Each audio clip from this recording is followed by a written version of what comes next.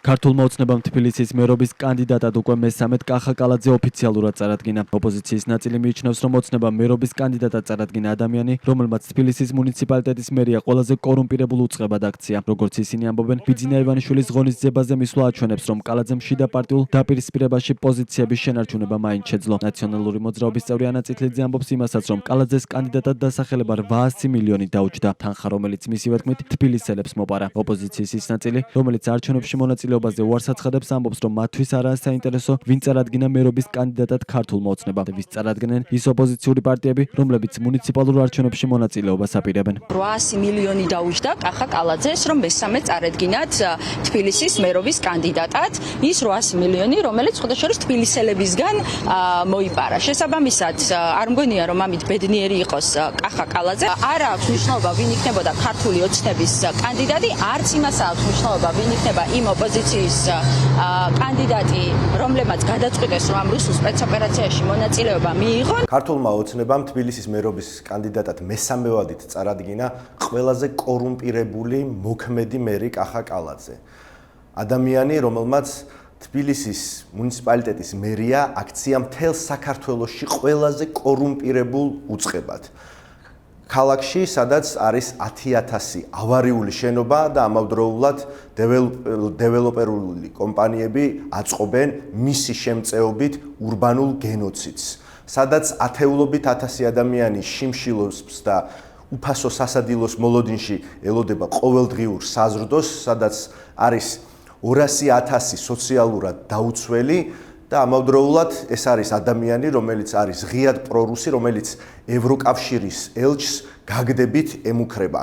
ამას თბილისი ნამდვილად არ იმსახურებს. კახი კალაძის წარდგენით კორუფცია წარადგინა მერობის კანდიდატად. უკვე მესამედ, იმიტომ რომ ამითი კიდევ ერთხელ ბეჭედი დაუსვა იმას, რომ ამ ქვეყანაში და ამ დედაქალაქში კორუფცია არის მთავარი პრიორიტეტი ქართული ოცნებისთვის.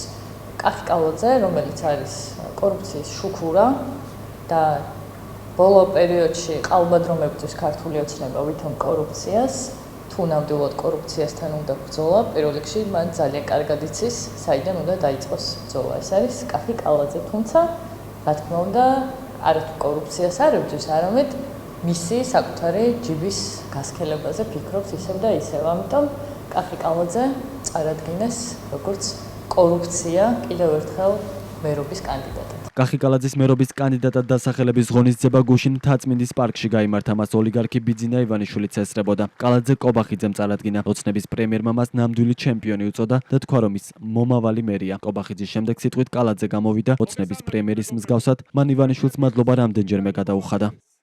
ჩვენ დღეს შეგვეძლო თბილისის მერობის კანდიდატად წარგვიდგინა უბრალოდ კარგი პოლიტიკოსი, უბრალოდ კარგი მმართველი, ან უბრალოდ კარგი პატრიოტი. მაგრამ დღეს ჩვენ თბილისის მერობის კანდიდატად წარმოგიდგენთ ნამდვილ ჩემპიონს. ჩემპიონს ამ სიტყვის პირდაპირი და გადატანითი მნიშვნელობით. ჩვენი კანდიდატი არის ადამიანი, რომელმაც საქართველოს უმაღლესი რანგის გამარჯვებები აჩუქა.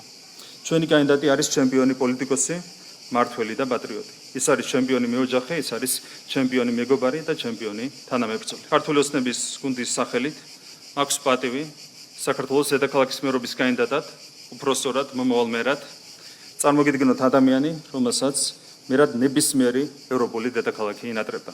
ეს არის ჩვენი გუნდის გამორჩეული ლიდერი, თბილისის ყველა დროის ყველაზე წარმატებული მერი კახა კალაძე. გთხოვთ. გამოცხადებული ნდობისთვის მინდა მადლობა გადაუხადო ჩვენს პოლიტიკურ გუნდს. განსაკუთრებული მადლობა მინდა გადაუხადო პირადად ბატონ ბიძინა ივანიშვილს, რომლის მხარდამხარ 2011 წლიდან ბრძოლა და ეროვნული ინტერესების დაცვა ჩემთვის უდიდესი პატივია. მე მინდა ცოტა გადახვევა გავაკეთო და გავიხსენო 2011 წელი, როდესაც პირველად შევხვდი ბატონ ბიძინა ივანიშვილს. ჩვენი საუბარი, რა თქმა უნდა, ეხებოდა ქვეყანაში მიმდინარე პროცესებს, იმ მძიმე პოლიტიკურ ფონს და მახსოვს ბატონ ბიძინას შეკითხვა. თუ სად მოვიაზრებდი საკუთარ თავს პოლიტიკაში და როგორ ხედავდი ჩემს მომავალს. მაშინ ჯერ კიდევ ფეხბურთით ვიყავი დაკავებული, სპორტში მოღვაწეობდი, არ მქონდა არანაირი პოლიტიკური გამოცდილება და ჩემი პასუხი იყო ძალიან მარტივი, რომ მზად ვარ ვემსახურო ჩემს ქვეყანას, ჩემს ხალხს. კალაძის წარდგენით ქართულმა ოცნებამ წინასაარჩევნო კამპანია ოფიციალურად გახსნა. მუნიციპალური არჩევნები საქართველოში 4 ოქტომბერთაა დაგეგმილი, რომელში მონაწილეობაზე 10 ოპოზიციურმა პარტიამ უარი უკვე განაცხადა.